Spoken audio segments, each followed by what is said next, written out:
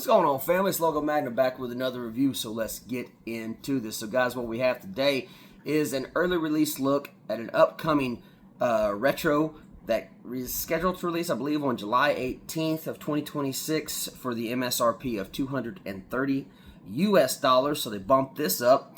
It is the Air Jordan 3 True Blue making its return after 10 years. Its last release was 2016. So we'll look at the new one.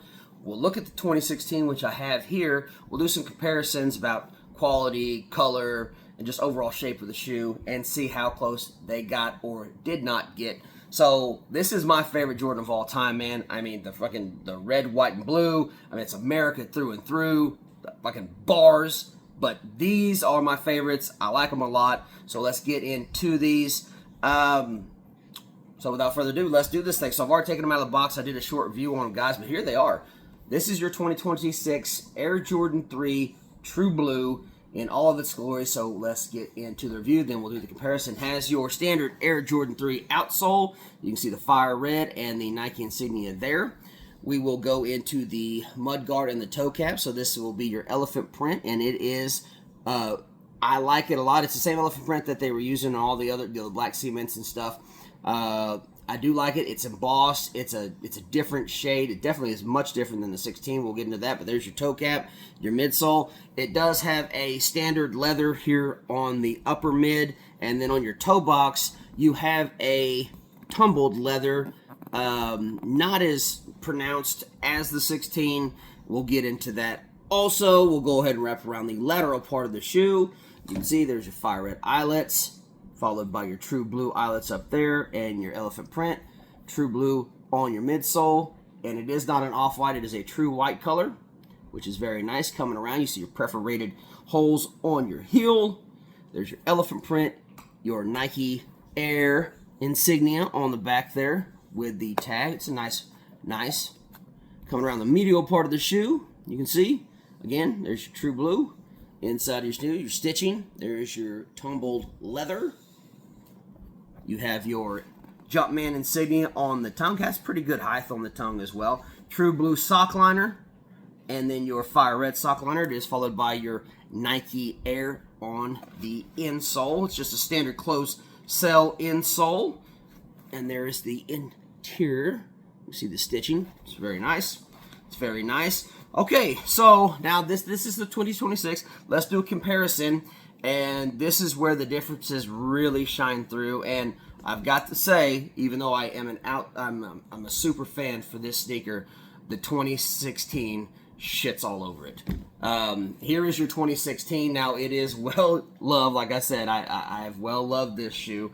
But you can see just by looking at it, there is the new one, the 2026, and here is your 16 version of the sneaker.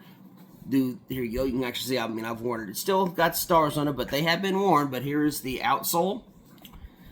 There is your elephant print, which is, I will say, I do kind of like the elephant print on the new one better than the 16. I thought the 16 kind of looked kind of a little lighter and not as, it just didn't feel, it didn't have the feel that this one does. We'll go ahead and lateral part of the shoe. I just recently painted the midsole on this. That's why it looks a little shiny. I used Angeles paint. That's the best paint. That's all I ever use.